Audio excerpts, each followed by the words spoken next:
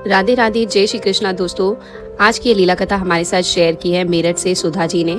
इस लीला कथा को सुनने के पश्चात आपकी आंखों से आंसू नहीं रुकेंगे। साथ ही साथ जो लड्डू गोपाल भक्त कुछ समय लड्डू गोपाल की सेवा करने के पश्चात ये सोचते हैं कि हमारे जीवन से परेशानियों का अंत नहीं हो रहा, आखिर ठाकुर जी हमारे ऊपर कृपा क्यों नहीं करते और उनका धैर्य जो है वो टूटने लगता है। उन सभी भक्तों के लिए आज ठाकुर जी ने बहुत बड़ा मार्गदर्शन किया है कि अगर ठाकुर जी हमारे जीवन में दुख और परेशानियां लाते हैं तो उनके पीछे भी उनका कोई उद्देश्य छिपा होता है। आखिर क्यों ठाकुर जी घर में विराजित होने के पश्चात भी हमें हमारे कष्टों से मुक्ति नहीं देते। दोस्तों, ठाकुर जी जो भी करते हैं उसके पीछे कोई ना कोई उद्देश्य अवश्य ही होता है। हमें धैर्य से काम लेना चाहिए, हमें ठाकुर जी के ऊपर संपूर्ण विश्वास और श्रद्धा अटूट रखना चाहिए। सुधा जी कहती है कि वे शादी के पश्चात जब मेरठ आई तो उनके माता पिता ने उन्हें शादी में ज्यादा कुछ दहेज दान नहीं दिया था। जो कुछ उनसे बन पाया था वही उन्होंने उनकी शादी में दहेज में दिया था। उनकी एक सखी में उन्हें बाल गोपाल उपहार स्वरूप दिए थे। शादी के 4-5 दिन बाद के पश्चात जब सुधा जी ने अपनी शादी के उपहार की जो पैकिंग होती है उसे खोला तो उसमें से एक छोटे से बाल गोपाल निकले। लड्डू गोपाल को देखकर सुधा जी बहुत अधिक खुश हो गई, क्योंकि वो काफी दिनों से ठाकुर जी की सेवा करना चाहती थी। वो ठाकुर जी ने उनकी ये इच्छा पूरी कर दी और सुधा जी ने जब बाल गोपाल को देखा तो उन्हें पता चल गया कि वह अक्सर अपनी सहेली के साथ बाल गोपाल के बारे बातें करती थी और उनकी सहेली ने भी उन्हें वह लड्डू गोपाल उपहार स्वरूप दिए हैं। लड्डू गोपाल को देखने के पश्चात सुधा जी कहती है, मैंने अपने ससुराल में मंदिर देखा तो उनके घर में कहीं पर भी मंदिर नहीं था। एक छोटी सी अलमीरा में बस कुछ तस्वीरें रखी थी, एक छोटी सी प्लेट और उसमें एक छोटा सा दिया रखा था। सुधा जी की ससुराल में उनकी सासू माँ, उनके ससुर, उनके पति और उनकी नंद सभी लोग एक साथ रहते थे। सुधा जी कहती हैं, उन्होंने अपनी सासू माँ से पूछा कि क्या हमारे घर में मंदिर नहीं है। तब उनकी सासू माँ ने कहा, नहीं बेटा, हम तो 30 त्योहार पर ही पूजा पाठ करते हैं, रोज हमारे घर में पूजा पाठ नहीं होता। अब यह सुनकर सुधा जी को बहुत बुरा लग रहा था, लेकिन मन ही मन में वो सोच रही थी कि चलो ठाकुर जी अब हमारे घर पधारे हैं तो मैं रोज इनकी नित्य नियम से सेवा करूंगी, इनकी पूजा पाठ करूंगी और एक छोटा सा मंदिर लाकर घर में विराजित करूंगी। सुधा जी कहती है कि जब उनकी माई लेके जाने की बारी आई तो वह वहां से ठाकुर जी के लिए एक छोटा सा मंदिर लेकर आई और घर में लाकर मंदिर को विराजित किया और उसी मंदिर में ठाकुर जी को भी विराजमान कर दिया। अब नई नई शादी हुई थी, उनके साथ उनके ससुराल वालों का व्यवहार जो था वो अच्छा था। सुधा जी कहती है, जब वे ससुराल से मंदिर लेकर आई और उन्होंने रूम में मंदिर को विराजित किया, जिस रूम में वे पूजा की अलमारी थी और वहां पर ठाकुर जी को मंदिर में बिठाया, तो उनकी सासू माँ ने उस समय तो उन्हें कुछ भी नहीं कहा, क्योंकि नई नई शादी थी। अभी सुधा जी को सभी के व्यवहार के बारे में ज्यादा कुछ नहीं पता था। वह कहती है कि बड़ी प्रेम पूर्वक उन्होंने ठाकुर जी को मंदिर में विराजमान कर दिया और रोज सुबह उठकर ठाकुर जी की सेवा करने लगी। उनके हस्बैंड जो है वो जॉब करते हैं, सुबह सुबह वे ऑफिस जाते थे। उनकी सासू माँ, उनके सास ससुर को सुबह जल्दी उठकर चाय पीने की आदत थी और उनकी जो नंद है वह थोड़ा लेट उठती थी, इसीलिए सुधा जी सबसे पहले सुबह उठकर अपने सास ससुर के लिए चाय नाश्ता बनाती थी। उसके पश्चात अपने पति के लिए टिफिन बनाती थी, फिर नहा धोकर ठाकुर जी की सेवा में जुट जाती थी। ठाकुर जी की सेवा करने के पश्चात वे कहते हैं कि उस समय 1 तक मेरी नंद भी उठ जाती थी, तो मैं अपनी नंद के साथ ही चाय नाश्ता वगैरह बनाती थी। हम दोनों साथ बैठकर ही नाश्ता करते थे। सब कुछ अच्छे से चल रहा था, किसी बात की कोई समस्या नहीं थी। धीरे धीरे समय बीतने लगा। अब मेरी शादी को 1 महीना हो चुका था। 1 महीने के पश्चात अचानक से सुधा जी कहती है, मेरे अपनी सासू माँ का बदला हुआ रूप देखा। उन्होंने मुझे पूजा पाठ के लिए टोका। उन्होंने कहा कि तुम सुबह सुबह पूजा पाठ में लग जाती हो, लेकिन घर के काम ठीक ठाक से नहीं करती हो। पहले घर का कामकाज किया करो, उसके पश्चात अपनी इस मूर्ति की सेवा किया करो। सुधा जी कहती है कि पहली बार मैंने अपनी सासू माँ के मुख से ऐसी बातें सुनी थी, मुझे बहुत बुरा लगा। उनकी बातों से पता चल चुका था कि उनका ठाकुर जी के प्रति कोई भाव नहीं है, यहाँ तक कि उनके मन में लड्डू गोपाल के प्रति जरा भी प्रेम नहीं है। और यह कितने दुर्भाग्य की बात है कि घर में ठाकुर जी विराजमान है, उनका सुंदर मुख देखकर भी अगर किसी के मन में प्रेम उत्पन्न नहीं होता, भाव उत्पन्न नहीं होता, तो सोचिए वो कितना नास्तिक हो सकता है, वह कितना दुर्भाग्यशाली हो सकता है। अब सुधा जी कहती है, मैंने सोचा सबका अपना अपना कर्म है, मैं अपना कर्म करूंगी और सासू माँ को अपना कर्म करने दूंगी। मैं अपनी सासू माँ से कहा कि मम्मी जी, ये ठाकुर जी है, बांके बिहारी जी का बाल स्वरूप है। अगर हम घर में इनकी सेवा करते हैं तो हमारे घर में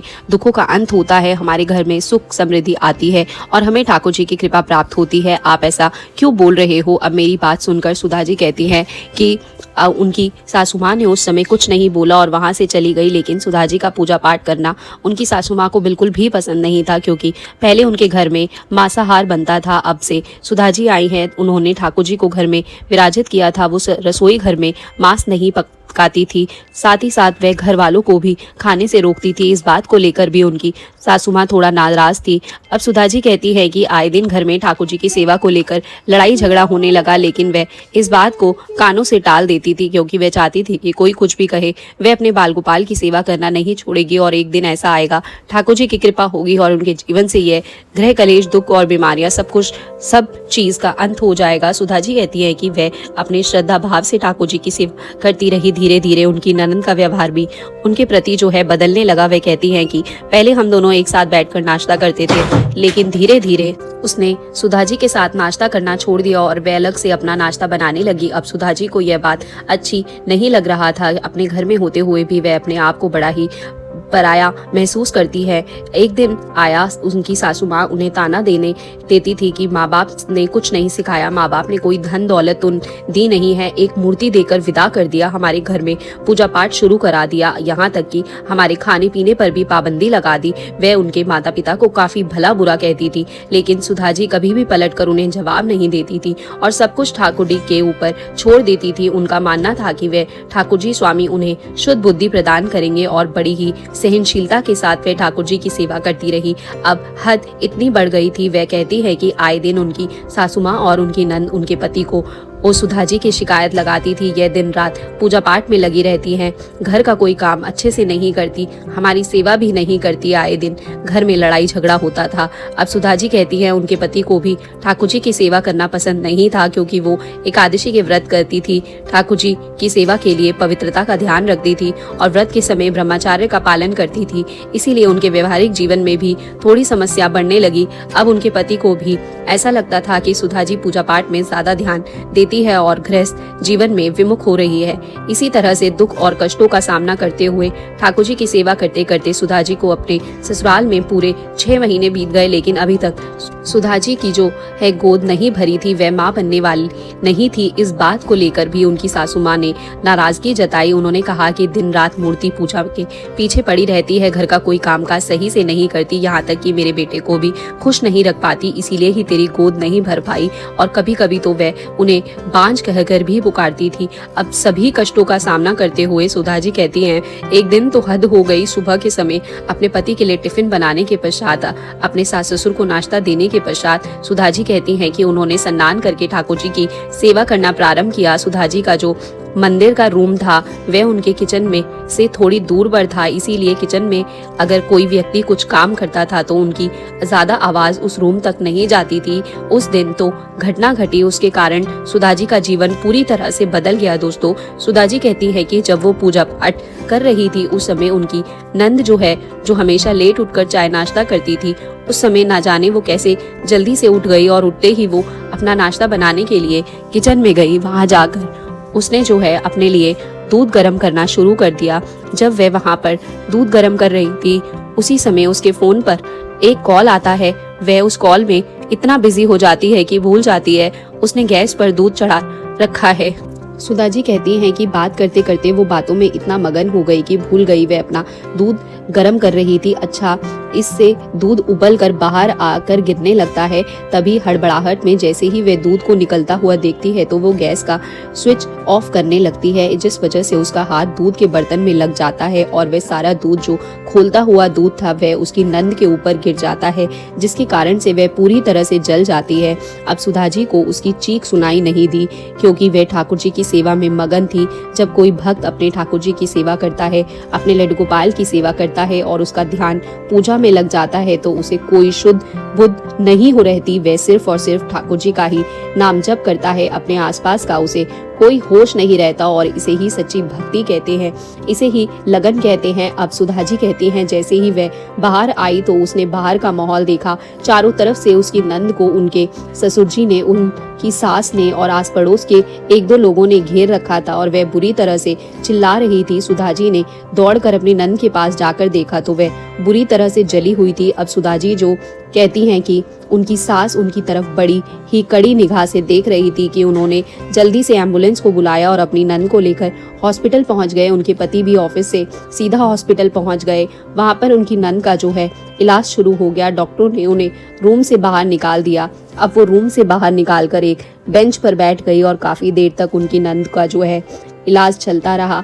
सुधा जी कहती हैं उसके पश्चात जब डॉक्टर ने बताया कि घबराने की आवश्यकता नहीं है, सब कुछ उनके कंट्रोल में है और कुछ समय के बाद उनकी नंद को होश आएगा, क्योंकि दर्द के कारण उन्हें जो है नींद का इंजेक्शन लगा दिया गया था, जिस कारण से अभी वह बेहोश थी। यह बात सुनकर वह कहती है मेरे हस्बैंड घर वापस आ गए और मुझे वहीं पर हॉस्पिटल में छोड़ दिया।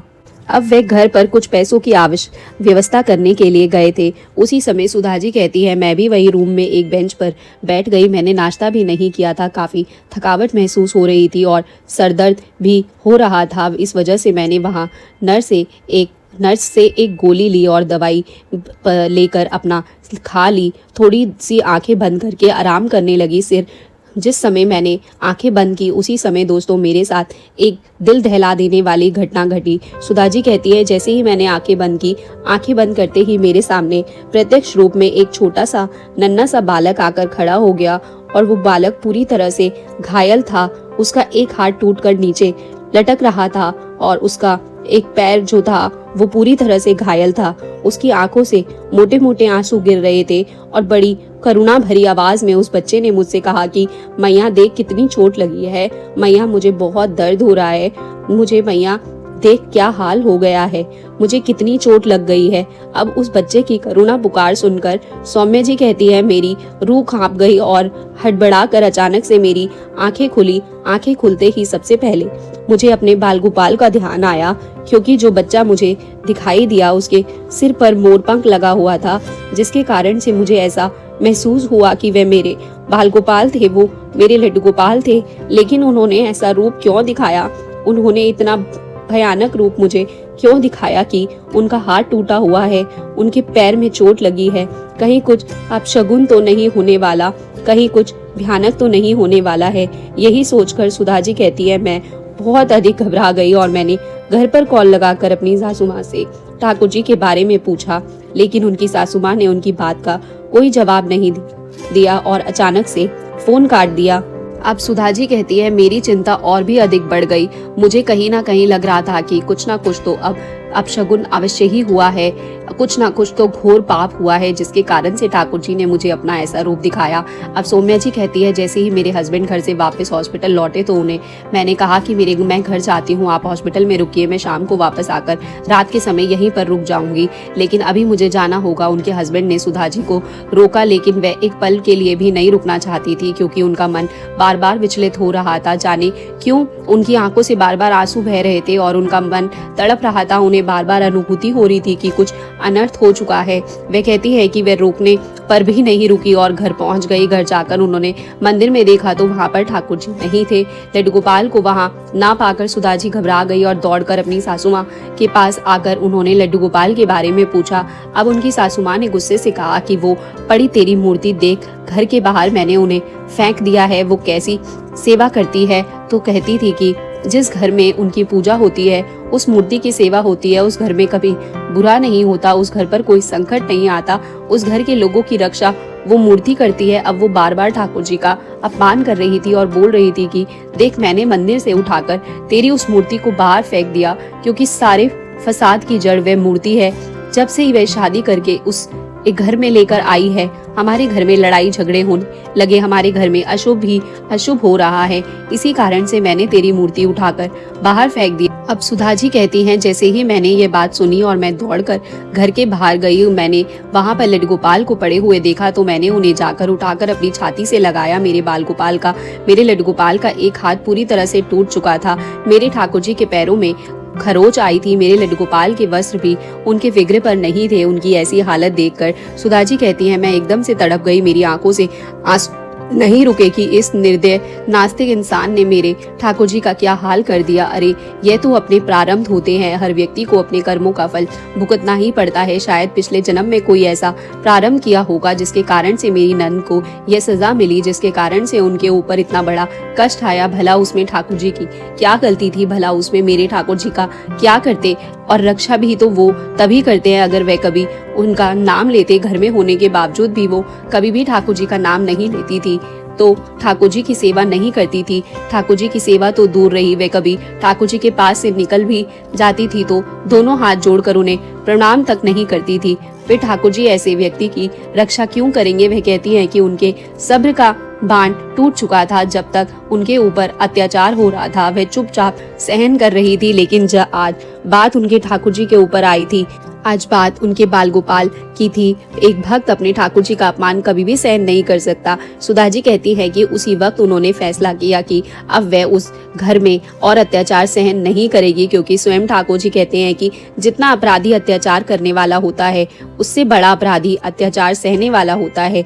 जब उन्होंने ये सारी बातें अपने पति को बताई तो उनके पति ने भी सुधा जी का साथ देने की बजाय अपनी माँ का साथ दिया। अब वह कहती है कि उस घर में मेरा ठाकुर जी के अलावा कोई नहीं था। मैं आने के पश्चात मैं खूब रोई, ठाकुर जी को अपनी गोदी में लेकर उनसे कहने लगी कि हे ठाकुर जी, ऐसी क्या भूल हुई जो मेरे जीवन में जितने भी संकट है वो समाप्त ही नहीं हो रहे हैं। मेरे जीवन में एक के बाद एक कठिनाइयाँ आ रही हैं। अब सुधा जी कहती हैं, मैंने अपने ठाकुर जी के हाथ और पैर का इलाज कराया, उनका दोबारा से श्रृंगार कराया और बस उनकी सेवा साधना भक्ति सच्चे भाव से करने लगी। कभी कभी मुझे दुख होता था कि ठाकुर जी की सेवा करने के लिए पश्चात भी मेरे जीवन में इतना संकट क्यों, मेरे जीवन में इतना दुख क्यों। ससुराल से आने के 10-15 दिन के बाद मुझे पता चला कि मैं प्रेग्नेंट हूँ और इस बात को जानकर मुझे जितनी खुशी हुई उतनी ही मुझे दुख भी हुआ, क्योंकि उस समय मैं अपने पति से हमेशा हमेशा के लिए तलाक लेने वाली थी। सुधा जी कहती हैं, लेकिन फिर भी मैंने हिम्मत रखते हुए ठाकुर जी की जो स्वीकृति थी उसे स्वीकार करते हुए फैसला किया कि मैं इस बार बच्चे को जन्म दूंगी और जीवन भर ठाकुर जी की सेवा करती रहूंगी। सुधा जी कहती हैं कि ठाकुर जी की जो भी करते हैं अच्छा ही करते हैं, उसके पीछे कोई ना कोई उद्देश्य अवश्य ही होता है। 2 महीने तक मैंने अपने ससुराल वालों से कोई कांटेक्ट नहीं रखा। अगर उनका कॉल भी आता था तो मैं उन्हें तुरंत कॉल काट देती थी, उनसे बात नहीं करती थी। यहाँ तक कि मेरे माता पिता, मेरा भाई, हम सब लोग, कोई भी उनसे बात नहीं करता था। सुधा जी कहती हैं, मेरे ससुर जी ने और मेरे जो पति थे उन्होंने आकर मेरे पति के पैर पकड़कर माफी मांगी, मेरे सामने हाथ जोड़कर माफी मांगने लगे और मुझे घर वापस चलने के लिए कहा। मैंने उसी समय अपने पति से कहा कि जिस घर में मेरे ठाकुर का अपमान हुआ हो मैं उस घर में वापस नहीं जाऊंगी। मेरे पति ने कहा कि माँ को उनके कर्म की सजा मिल चुकी है। तुम्हारे आने के बाद जब मैं छोटी को हॉस्पिटल से लेकर घर आया, कुछ दिनों के पश्चात ही माँ सीढ़ियों से गिर गई और उनका एक पैर पूरी तरह से टूट गया। उनके हाथ में भी चोट लगी है। अब वो व्हीलचेयर पर ही बैठकर इधर उधर जा सकती हैं क्योंकि उनके हाथ पैर काम नहीं करते। तुम भी हमें माफ कर दो, क्योंकि तुम्हारे घर से आने के बाद, लड्डू गोपाल को वहाँ से ले जाने के बाद हमारे घर में समस्याएं ही समस्या आ रही है। सुधा जी कहती है, मैंने जब उनकी सारी बातें सुनी, उन्होंने खूब सारी माफी मांगी, ठाकुर जी से भी माफी मांगी। फिर मैंने अपने ठाकुर जी के मुख की ओर देखा और उनसे पूछा कि ठाकुर जी कोई संकेत कीजिए, मैं निर्णय नहीं ले पा रही हूँ। क्या मुझे इन लोगों के साथ को माफ करना चाहिए? क्या मुझे वापस उस घर में जाना चाहिए या नहीं जाना चाहिए? सुधा जी कहती हैं, उसी समय मेरे मन में एक बात आई कि ठाकुर जी भी हमेशा एक मौका अवश्य ही देते हैं, तो मुझे भी एक मौका अवश्य देना चाहिए। मेरे सासू माँ ने ठाकुर जी से माफी मांगी, सभी घर वालों ने ठाकुर जी से माफी मांगी। सुधा जी कहती है कि उस समय मुझे समझ आया कि ठाकुर जी जो भी करते हैं वो अच्छे के लिए करते हैं, उसके पीछे उनका कोई भी उद्देश्य अवश्य ही छिपा होता है। तो दोस्तों, इस लीला कथा को ज्यादा से ज्यादा शेयर करना ताकि हर लड्डू गोपाल भक्त का विश्वास और भी अटूट हो जाए। जिसका विश्वास डगमगाने लगा है वो भी धैर्य रखकर ठाकुर जी की सेवा करे। और अगर आपको ये वीडियो अच्छी लगी हो तो वीडियो को लाइक और शेयर ज़रूर करिएगा। इस चैनल पर अगर आप पहली बार वीडियो देख रहे हैं तो प्लीज़ चैनल को सब्सक्राइब कर दीजिएगा। दोस्तों कमेंट करिएगा अपने विचार, जो भी आपके लड्डू गोपाल भक्तों के मन में जो भी विचार हो, आपकी भी कोई लीला कथा हो तो अवश्य मुझे कमेंट सेक्शन में बताइएगा, मैं आपसे कोऑर्डिनेट कर लूँगी। और अगर कुछ भी आपके विचार नहीं भी है दोस्तों तो कमेंट में राधे राधे, जय श्री कृष्णा, भगवान का नाम ज़रूर लिखिएगा। तो मैं अब कल आऊँगी एक और लीला कथा को लेकर अपने प्यारे लड्डू गोपाल भक्तों के लिए। अभी फिलहाल आप सभी को मेरी तरफ से राधे राधे, जय श्री कृष्णा दोस्तों। बांके बिहारी लाल की जय।